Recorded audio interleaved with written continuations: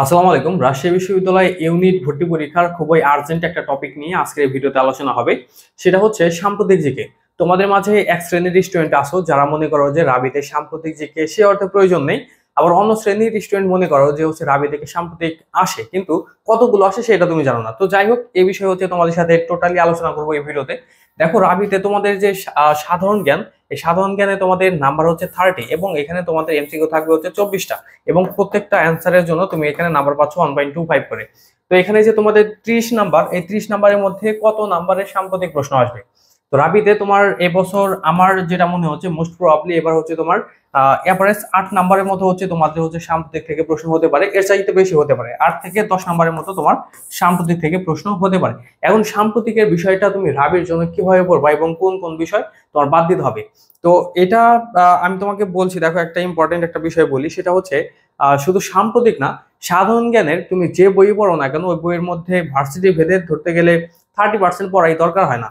সেরকম ভাবে তুমি যদি সাম্প্রতিক ক্যাপসুল বা যে বই পড়ো না কেন কারেন্ট অ্যাফেয়ার্স, তোমার কিন্তু সম্পূর্ণ বই সব তথ্য কিন্তু দরকার নেই। এখানে অনেক তথ্য আছে যেগুলো কোনো প্রয়োজনই নেই, ওইগুলো কিন্তু তোমার স্কিপ করতে হবে। তো একটা সাম্প্রতিক যে জিকে বই, তো এখান থেকে তোমার দেখা যাবে যে যতগুলো ইনফরমেশন আছে তার মধ্যে এভারেজ 60% ইনফরমেশনই হচ্ছে তোমার প্রয়োজন নেই। ঠিক আছে, এখন কোন জিনিসগুলো তোমার পড়তে হবে না সেই বিষয় নিয়ে আমি তোমাদের একটু হালকা ধারণা দেবো। এবং সাম্প্রতিকের উপরে তোমরা যদি ক্লাস চাও, তাহলে আমি যখন তোমাদের ক্লাসগুলো নেব তখন হচ্ছে তোমার এই বিষয়ে তোমার আরো ভালো ধারণা হবে।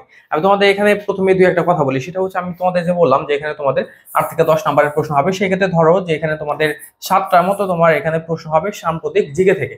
এখন সাম্প্রতিক জিকের মধ্যে রাবিতে কিভাবে প্রশ্ন করবে? তো এই যে এখানে আমি দেখো 3টা ইনটেক্স দিয়েছি, এই টাইপের প্রশ্নগুলো কিন্তু তোমরা পাবা। একটা হচ্ছে অপ্রয়োজনীয় বিষয় নিয়ে আমি তোমাদের সাথে প্রথমে আলোচনা করি। অপ্রয়োজনীয় কিরকম? ধরো এখানে পুরস্কারের কথা বলি, পুরস্কারের মধ্যে তোমার কি কি লাগে। ধরো আমি এখানে বললাম তুমি হচ্ছে নোবেল পুরস্কার পড়তেছো, নোবেল, ঠিক আছে। তুমি যখন নোবেল পুরস্কার পড়তেছো, একটা নোবেল পুরস্কারের মধ্যে শান্তিতে কে পাইছে, তারপর হচ্ছে অর্থনীতি থেকে পাইছে, সাহিত্য থেকে পাইছে, কেমিস্ট্রি থেকে পাইছে, ফিজিক্স থেকে পাইছে। তো এখানে তোমরা সবকিছু পড়তে যাও, তো সবকিছু পড়ার সমস্যা নেই। এখন আমি তোমাকে যেটা বলবো যে কোন জিনিসটা অপ্রয়োজনীয়। ধরো তুমি নোবেল পড়তেছো, নোবেলের মধ্যে ধরো হচ্ছে শান্তিতে কে নোবেল পুরস্কার পাইছে, তোমার শুধু এই টপিকটাই প্রয়োজন। ঠিক আছে, শান্তিতে কে পেয়েছে, তার দেশ কোনটা, এবং কোন অবজেক্টের কারণে সে এই পুরস্কারটা পেয়েছে বা কোন কারণে পেয়েছে, এই 3টা তথ্য জানলে কিন্তু তোমার এখানে হয়ে যাচ্ছে। ঠিক আছে, আর এখানে তোমরা ধরো এই নোবেলের মধ্যে বা সাম্প্রতিক, আমি কিন্তু সাম্প্রতিকের সমগ্র কথাই বলছি, যে জিনিসগুলো অপ্রয়োজনীয় আমি তার সাথে নোবেল পুরস্কার দিয়ে তোমাদের বোঝাচ্ছি। তো নোবেল পুরস্কার আমাদের ধরো হচ্ছে তার দেশ কোথায়, তার বাল্যকাল কেমন ছিল, সে শৈশবে কি করেছে না করেছে, এই সব কিছুই কিন্তু বইয়ের মধ্যে দেয়া থাকে। বা তার যদি রাজনৈতিক অবস্থান থাকে, এই সব কিছু কিন্তু দেয়া থাকে, এইগুলো কিন্তু তোমার লাগবে না। ঠিক আছে, এই জিনিসগুলো হচ্ছে তুমি স্কিপ করবা। পুরস্কার পড়ো আর হচ্ছে সাম্প্রতিকের মধ্যে যেটাই পড়ো না কেন এই তথ্যগুলা স্কিপ করবা। আর এখানে ধরো হচ্ছে তোমার, আমি আরেকটা টপিক দিয়ে তোমাদের বোঝাই, যেমন হচ্ছে গতবার তার আগের বার হয়েছিল, যেমন পদ্মা সেতু। পদ্মা সেতুর মধ্যে যদি সাম্প্রতিক থেকে প্রশ্ন হয়, তাহলে এটা কতগুলা স্প্যান আছে, কতগুলো হচ্ছে এখানে আহ পিলার আছে, তারপর হচ্ছে এটার কোন দেশ হচ্ছে এটা তোমার হচ্ছে বাস্তবায়িত করেছে বা হচ্ছে ইঞ্জিনিয়ারিং করেছে কে, তারপর এটা দৈর্ঘ্য কত, প্রস্থ কত, তারপর হচ্ছে এটা হচ্ছে বৈশ্বিকভাবে এটার মূল্যায়নটা কিরকম। তো এই টপিক গুলোই কিন্তু ইম্পর্টেন্ট।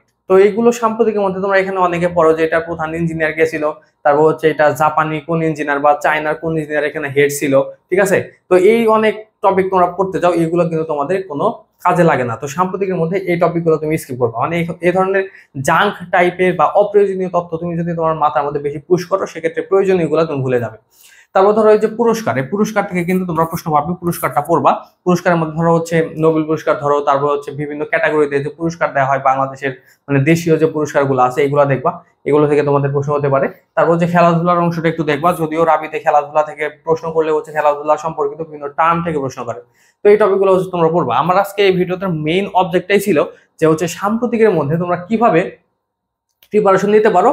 আর সবচেয়ে মেইন কথা হচ্ছে আমি তোমাদের এখানে বললাম যে সাম্প্রতিকের মধ্যে তোমার এখানে কত গুলো প্রশ্ন হতে পারে বা হচ্ছে এখানে তুমি কত নাম্বার পেতে পারো এই বিষয়ে। তো যাই হোক, এখন আমি তোমাদের একটা অ্যানাউন্সমেন্ট দিচ্ছি, আমাদের কিন্তু বর্তমানে রাবি ইউনিটের একটা কিন্তু মডেল টেস্ট ব্যাচ কিন্তু শুরু হতে যাচ্ছে। এটা আমাদের শুরু হবে হচ্ছে আগামী 18ই মার্চ থেকে। আমাদের ফি হচ্ছে মাত্র 400 টাকা। এখানে তোমরা কি কি পাবে তোমরা এক নজরে দেখো।